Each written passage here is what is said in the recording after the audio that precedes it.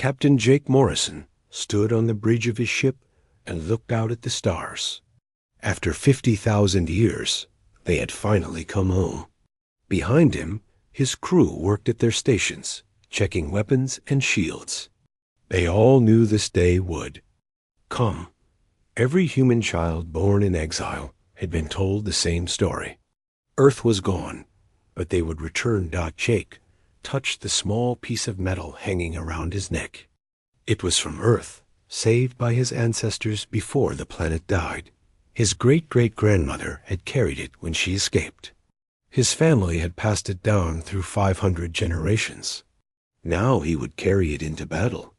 "Sir, we are getting signals from the inner system," said Lieutenant Alex Carter. He was young, maybe 25 years old. His family had lived on the ice world of Titan VII for 3,000 years. Like all humans now, he was stronger and faster than his ancestors. Life in harsh places had made them tough. "What kind of signals?" Jake asked. "Ships, sir. Lots of them. The Galactic Council is still here. They are asking who we are." Jake smiled, but it was not a happy smile. The Galactic Council had destroyed Earth when humans were still weak. They said humans were too dangerous to live. They used a great weapon that turned their home world into dust. But they made one mistake. They did not kill all the humans. "How many ships do we have?" Jake asked his second officer, Commander Lisa Brooks. 2,000, sir. All ready for battle. The weapon systems are charged. The armor is strong. We are ready." Lisa had been born on a world with heavy gravity. Her bones were like steel. Her muscles could crush stone. She had trained for this moment her whole life. Every human had trained for this moment. Jake looked at the screens showing their fleet. Each ship was the size of a small moon. They carried weapons that could destroy planets. But more than that, they carried the anger of 50,000 years. Every human who had died in exile. Every child who had never seen blue skies or green grass. Every family that had been torn apart when Earth burned. "Open a channel to all ships," Jake said. "All frequencies." The communication officer nodded. "Channel open, sir." Jake took a deep breath. He thought about his ancestors who had fled Earth in the dark. He thought about the generations who had lived and died dreaming of this day. He thought about the 12 billion people who had died when Earth was destroyed. "This is Captain Jake Morrison of the Human Expeditionary Fleet," he said. His voice was calm, but everyone could hear the iron in it. "We are broadcasting on all channels. We want every species in the galaxy to hear this." Around the bridge, his crew stopped their work to listen. They knew this speech would be remembered forever. 50,000 years ago, the Galactic Council decided that humanity was too dangerous to exist. They came to our home world while we slept. They used their planet-killer weapon to destroy Earth. 12 billion innocent people died that day. Men, women, children, babies who had never hurt anyone. Jake paused. On the screens, he could see the other ships in his fleet. Each one carried 10,000 humans. Each human carried the memory of what was lost. The Council thought they had killed us all. They were wrong. Some of us escaped to the dark places between stars. We have spent 50,000 years growing stronger. We have learned new technologies. We have built new weapons. We have made alliances with species the Council has never seen. The communication officer made a sign with his hand. The signal was being received all across the galaxy. Every Council world would hear this. We have become what you feared we would become. But we have also become something else. We have become patient. We have become smart. We have become united in a way we never were before. Jake walked to the front of the bridge. Through the clear metal window, he could see the yellow star that had once warmed Earth. Now it warmed nothing but empty space. Today we have come home. Not to our world, because you destroyed that. We have come home to get justice for our dead. We have come home to make sure what happened to us never happens to anyone else." He nodded to Lisa. She pressed a button on her control panel. Around the fleet, weapons came online. Shield generators hummed with power. The dark space around the ships began to glow with energy. "This is our message to the Galactic Council. We are no longer the weak species you destroyed 50,000 years ago. We are something new. We are something you should have feared more than death itself. We are humans who remember." Jake closed the channel. For a moment, the bridge was quiet. Then Alex spoke up. "Double quotes, sir. We are getting return signals. The Council. Fleet is moving to attack positions." "How many ships do they have?" Lisa asked. "About 5,000, sir. Mixed species.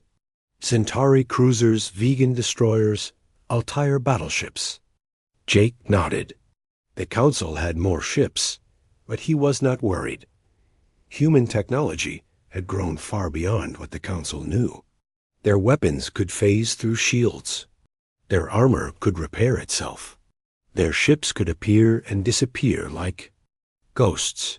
"Signal the fleet," Jake said. "Begin the approach. Launch the first wave of fighters." "And Lisa?" "Yes, sir?" "Send a message to the Council headquarters. Tell them we want to talk to High Counselor Vextai. Tell them we have some old business to discuss." As the human fleet moved toward the inner system, Jake touched the piece of earth metal around his neck one more time. Soon, the galaxy would learn what 50,000 years of human anger could do. But they would also learn something else. They would learn what 50,000 years of human wisdom could build. The return had begun. High Counselor Vextai sat in his chair and felt his 4 hearts beating too fast. Around him, the great council chamber was full of noise and fear. Representatives from 47 species talked all at once. Their voices mixed together in a sound like thunder. The humans were supposed to be dead. The records were clear. Earth had been destroyed 50,000 years ago. The weapon had worked perfectly. The planet had turned to dust and gas. No one could have survived. But the fleet outside their system was real. The ships were huge, bigger than anything the Council had ever built. The weapons readings were impossible. The technology was beyond anything they understood. "Order! Order!" Vextai shouted, hitting his staff on the floor. Slowly, the chamber became quiet. We must think clearly. We must not panic. But Vextai was panicking inside. He had read the old files. He knew what his ancestors had done to Earth. At the time, it seemed like the right choice. Humans were violent. They fought each other constantly. They would have brought war to the peaceful galaxy. "High Counselor," said Ambassador Krellin of the Vegan Empire. His blue skin was pale with fear. "What do we do? Their ships are already past our outer defenses." Before Vextai could answer, the air in the center of the chamber began to glow. A human woman appeared, her image made of light and energy. She was tall and strong, with short brown hair and eyes like steel. Behind her, they could see the bridge of a human ship. "I am Dr. Helen Cross of the Human Expeditionary Fleet," the woman said. Her voice was calm, but everyone could hear the anger underneath. "I speak for all humans everywhere." Vextai stood up slowly. His legs felt weak. "Dr. Cross, I am High Counselor." "Vextai, we thought your species was extinct." Helen smiled, but it was cold like ice. "You thought wrong. You destroyed our world, but you did not destroy us.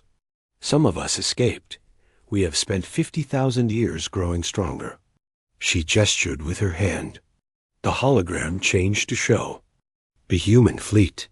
The ships looked like great metal fish swimming through space. Their hulls were smooth and dark. Energy weapons glowed along their sides like eyes. 12 billion people died when you destroyed Earth, Helen said. Men, women, children, artists, teachers, farmers, doctors. People who had never hurt anyone. People who just wanted to live in peace. We ... We thought it was necessary. Vextai said weakly. Humans were too aggressive, too unpredictable. The galaxy needed peace. Peace? Helen laughed, but it was not a happy sound. You built your peace on the bones of our children. You built your civilization on genocide. Another human appeared next to Helen. This one was a man with gray hair and scars on his face. He wore a military uniform covered with medals and symbols. I am Lieutenant Commander Ryan Phillips, the man said. I command the 3rd Strike Fleet. My family died on Earth 50,000 years ago. My great-grandmother was 5 years old when your weapon killed her world. He stepped forward, and even though he was just a hologram, the council members moved. Back in their chairs. Every human child born in exile learned about Earth, Ryan said. We told them stories about blue skies and green grass, about oceans and mountains, about the home we lost. And we told them who took it from us. Vextai felt sick. Around the chamber, other council members were making scared noises. The Altarians were clicking their claws together. The Centauri were changing colors rapidly. The insect-like Keplerians were buzzing in high voices. What do you want? Vextai asked. Why have you come back? Helen's image became larger, filling the center of the chamber. Her eyes seemed to look at each council member personally. We want justice, she said. We want the truth told to every species in the galaxy. We want them to know what the council really is, not protectors of peace, but destroyers of innocent worlds. We also want reparations, Ryan added. 50,000 years of exile. 50,000 years of pain. The council will pay for what they did. How much? Asked Ambassador Throck of the Mining Guild. What payment would satisfy you? Helen and Ryan looked at each other. For a moment, something passed between them that the council members could not understand. All of it, Helen said simply. What do you mean? Vextai asked. The council ends today, Ryan said. Your ships, your stations, your weapons. All of it becomes ours. The species of the galaxy will be free to govern themselves. The chamber exploded. In noise again. Council members shouted and screamed. Some tried to run for the exits. Others demanded their personal guards. You cannot do this. Vextai yelled over the noise. We have rights. We have laws. Helen's hologram became even brighter. Her voice cut through the chaos like a knife. You had laws when you destroyed Earth. You had rights when you murdered 12 billion innocents. Where were our rights? Where were our laws? The chamber became quiet again. Every council member stared at the human woman. You taught us something 50,000 years ago, Helen said softly. You taught us that in this galaxy, might makes right. You taught us that the strong can do whatever they want to the weak. She smiled again, and this time it was even colder. Congratulations. We learned that lesson very well. Ryan stepped forward one more time. You have 24 hours to surrender your fleets. After that, we will take them by force. And Counselor? Vextai? Yes? Vextai whispered. We remember who voted for Earth's destruction. We have all the records, all the names, all the faces. Justice is coming for each of you personally. The holograms disappeared.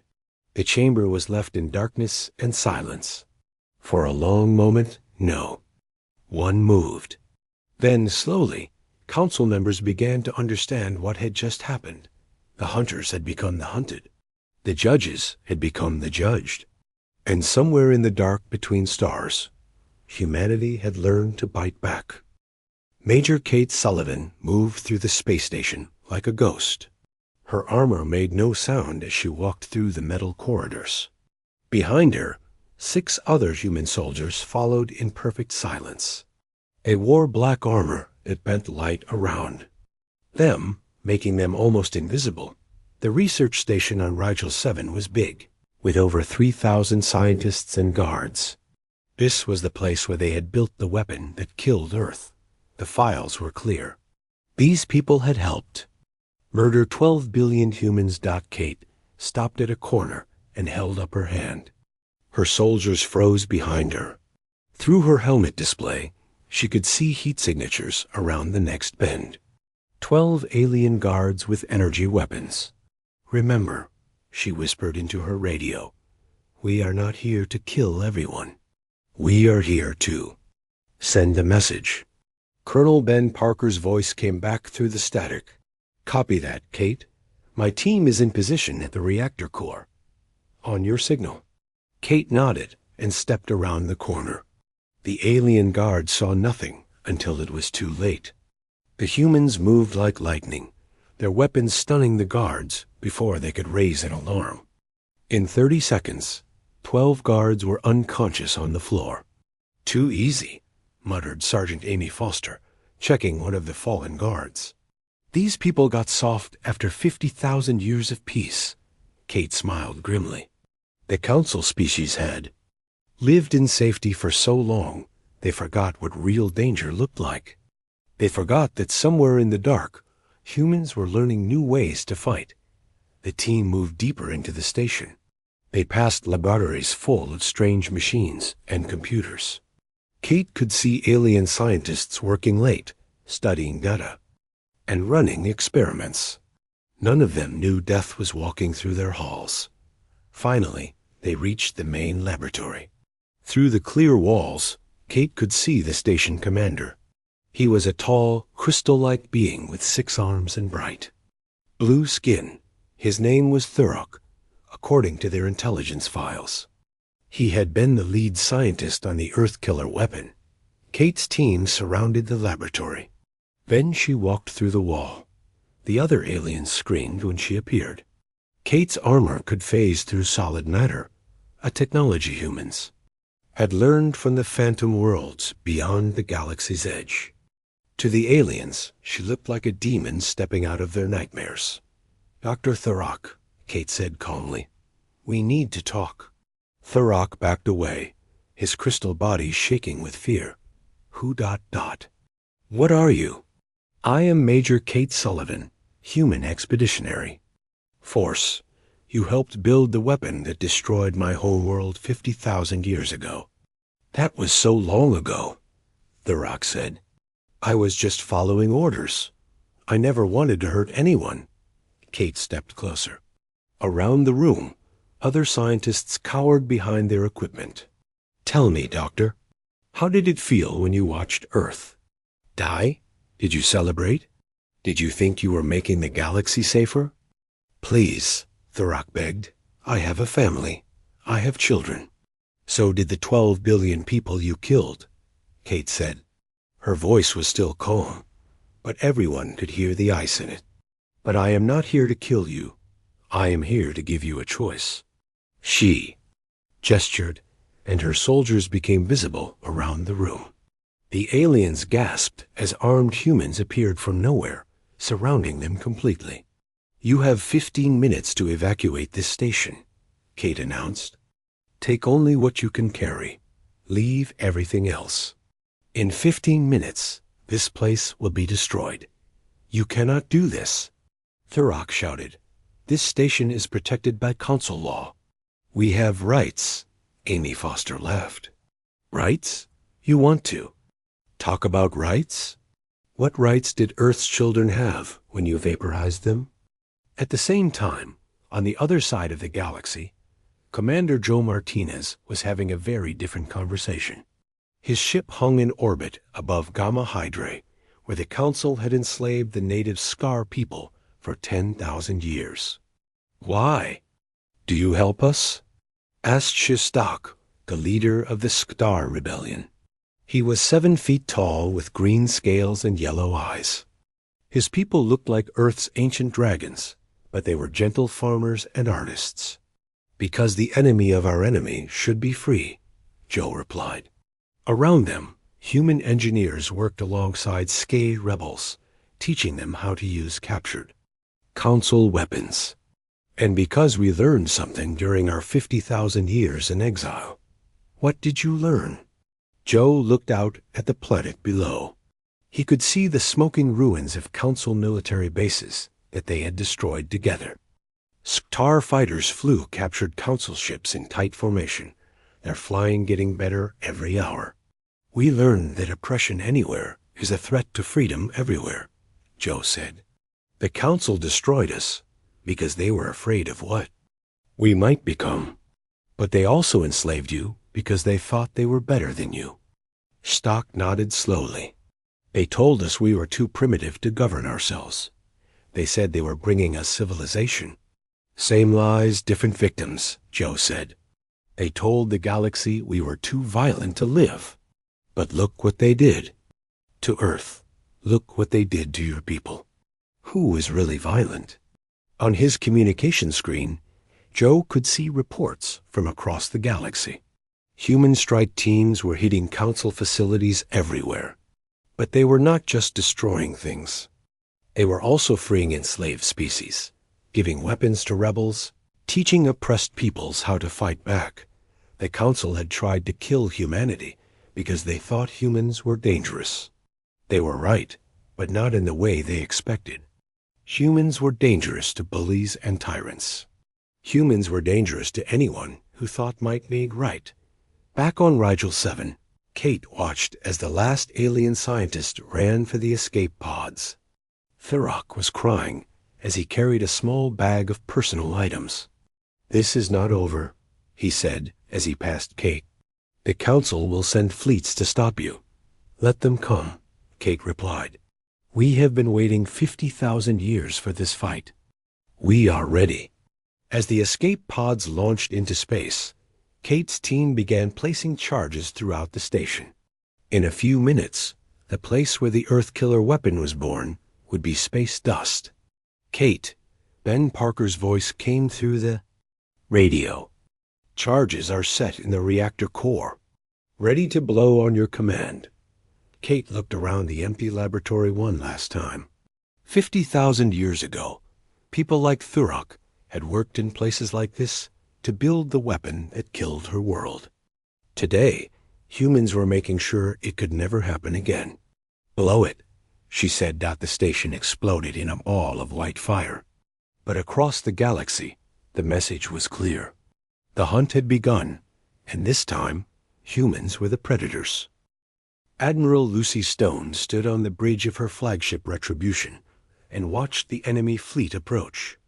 The Galactic Council had gathered every ship they could find.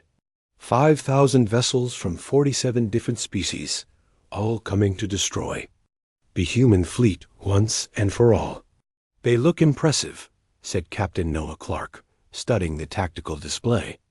The Council ships stretched across space like a metal wall. Massive battleships from the Zentari Empire, fast destroyers from the vegan worlds, heavy cruisers from a dozen other species.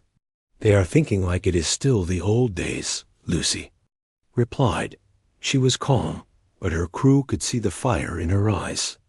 "They think this will be ship against ship, gun against gun. They do not understand how war has changed." The Council fleet was moving in the old formation, battleships in front, smaller ships behind. It was the same way they had fought for thousands of years. It was the same way they had fought when they destroyed Earth. "Admiral Ziegmer is commanding them," reported Lieutenant Susan Hayes from the communications station. "He is demanding that we surrender." Lucy smiled. Admiral Ziegmer was famous throughout the galaxy. He had won 100 battles for the Council. His tactics were taught in military schools on every world, but he had never fought humans before. "Open a channel to Ziegmer," Lucy ordered. The main screen flickered, and the alien admiral appeared. He was tall and thin, with gray skin and 4 eyes. His uniform was covered with medals from his many victories. "I am Admiral Ziegmer of the Galactic Council Defense Force," he said in a proud voice. "You are surrounded and outnumbered. Surrender now, and your deaths will be quick." "I am Admiral Lucy Stone of the Human Expeditionary Fleet," Lucy replied. "You have more ships, but you are going to lose." Zeekmer's 4 eyes blinked in surprise. "Impossible. We have studied your technology. Your ships are advanced, but we have superior numbers." "Numbers do not matter when you are fighting the wrong kind of war," Lucy said. "Your ancestors destroyed Earth using overwhelming force. You think that is how all wars are won. You are about to learn differently." She cut the communication and turned to her crew. "Signal all ships. Begin Phase 1. Around the human fleet, space began to change. The ships did not move forward to attack. Instead, they started to flicker and fade. One by one, the human vessels disappeared from normal space. On the Council flagship, Admiral Zeekmer stared at his screens in confusion. "Where did they go?" he demanded. "Sir, they are using some kind of dimensional shift," reported his science officer. "Our sensors cannot track them." "Find them," Zeekmer shouted. "They cannot just vanish." But the humans had not vanished. They had learned to fight in quantum space, a place between dimensions where normal physics did not work. Dr. Maria Santos had spent 30 years perfecting the technology. Now, human ships could appear and disappear like ghosts. The first attack came from behind the Council fleet. 3 human destroyers materialized inside the enemy formation and fired quantum torpedoes before vanishing again.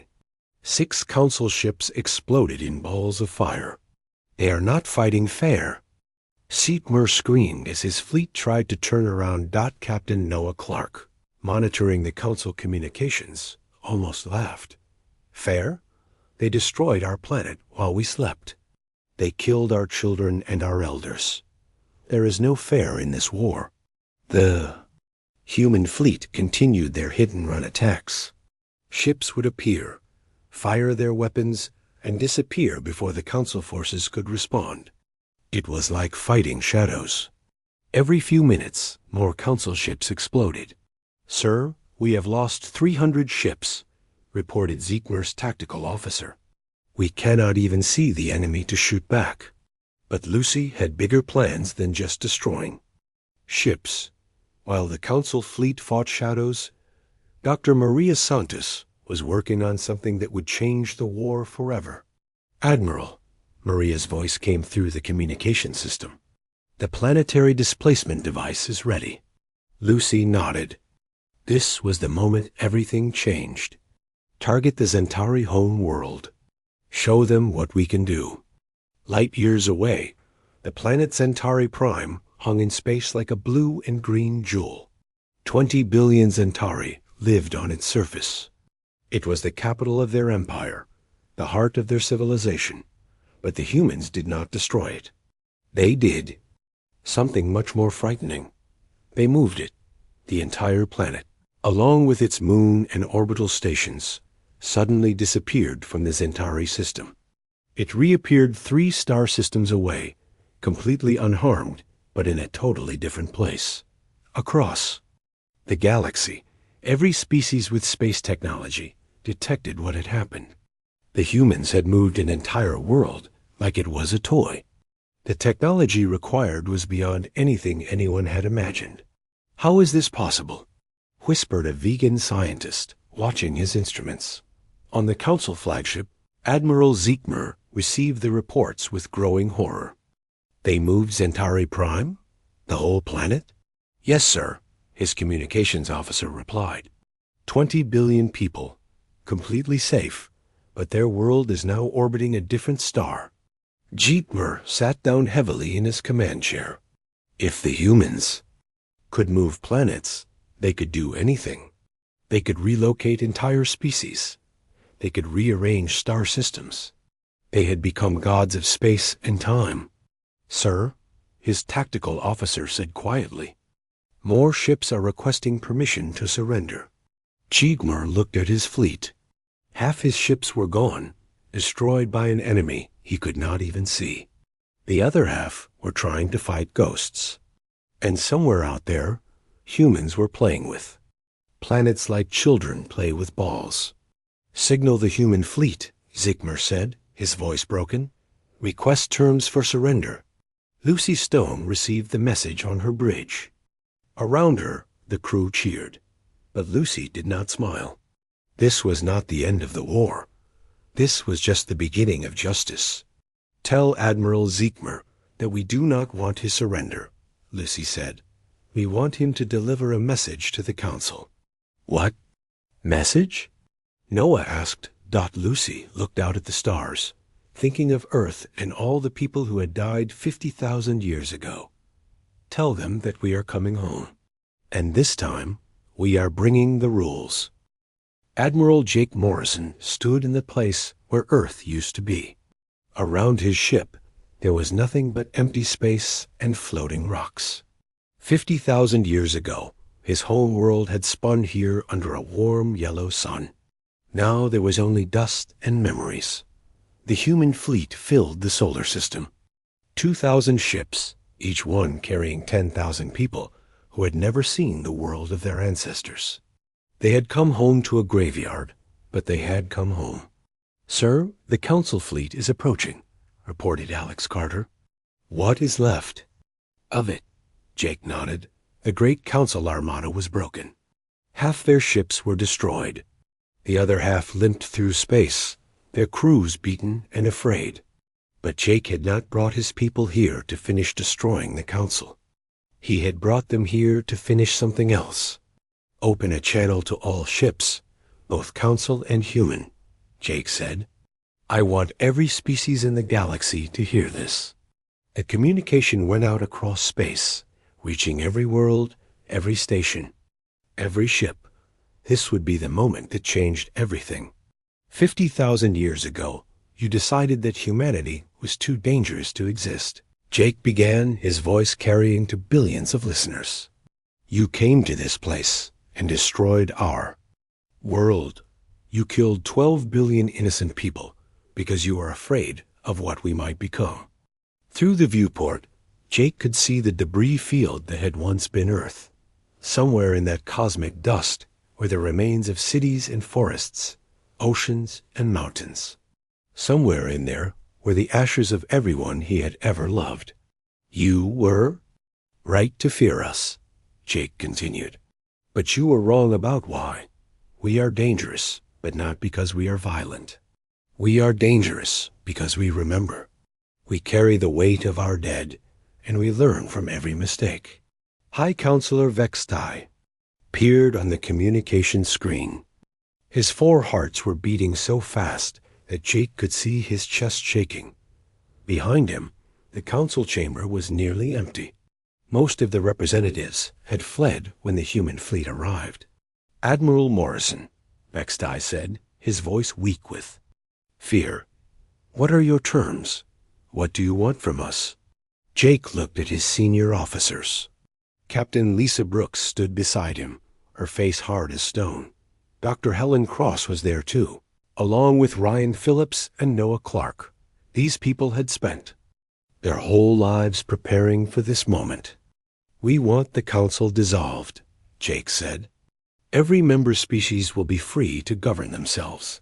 No more forced unity. No more decisions made by fear." "And what of us?" Vextai asked. "What of the council leadership? The Zentari will spend the next 1,000 years helping to rebuild worlds damaged by council oppression," Lisa said, stepping forward. "You will use your technology and resources to fix what you broke. But what of punishment?" Asked Admiral Jigmer, who had joined the communication from his damaged flagship. "What of revenge? We destroyed your world. We killed your people." Jake was quiet for a long moment. Around him, his bridge crew waited to hear what justice would look like after 50,000 years. "This is our revenge," Jake said finally. "Not your destruction, but your transformation. You feared what we might become 50,000 years ago. Today, you'll learn what we chose to become instead. Dr. Helen Cross moved to stand beside Jake. We could have been conquerors, she said. We could have destroyed every council world the way you destroyed Earth. We had the power. We had the weapons. We had the anger. But we chose something else, Ryan Phillips added. We chose to be liberators instead of destroyers. We chose to build instead of burn. Jake gestured toward the debris field where Earth had been. The greatest revenge against those who would destroy hope is to become the living proof of what they feared to lose. Vextai's 4 eyes were wide with confusion. You are not going to kill us? No, Jake said simply. You are going to help us build something better. Captain Noah Clark activated a holographic display that showed the entire galaxy. Green lights marked worlds that were already free. Blue lights showed planets where humans were helping local species rebuild. Red lights marked council strongholds that still needed to be liberated. The new Galactic Federation will be built on different principles, Noah explained. No species will face extinction for the actions of others. Diversity of thought and culture will make us stronger, not weaker. And most importantly, we will remember that the greatest strength is not the ability to destroy, but the wisdom to choose mercy. Even after what we did? Vextai whispered. Lisa Brooks stepped forward, her voice gentle but firm. Especially after what you did. Hatred breeds hatred. Violence breeds violence. If we become like you, then you truly won. The only way to defeat evil is to choose to be better. Jake touched the piece of earth metal around his neck one last time. In the years to come, children across the galaxy will learn our story. They will learn that we faced extinction and emerged stronger. They will learn that patience and preparation can overcome any odds. Most importantly, they will learn that the best revenge against hatred is to become something worth preserving. Over the following months, the transformation began. The council was dissolved peacefully. Member species formed new governments based on freedom and cooperation. The Centauri began their 1,000 years of service, using their advanced technology to heal worlds they had once oppressed. On New Earth, a world carefully built in a distant spiral arm, human children learned the story of the long exile and the great return. They learned that their ancestors had faced the darkness and found light. They learned that strength without wisdom was meaningless, and that the greatest victories were won not with weapons, but with the choice to forgive. And in the ruins of the Sol system where Earth had once spun, the humans built a memorial, not to their victory, but to the 12 billion souls whose memory had guided them home across 50,000 years of stars. The inscription was simple. They tried to end our story. Instead, they taught us how to write a better one. The galaxy had learned to fear humanity's capacity for war. Now it would learn to respect their capacity for peace.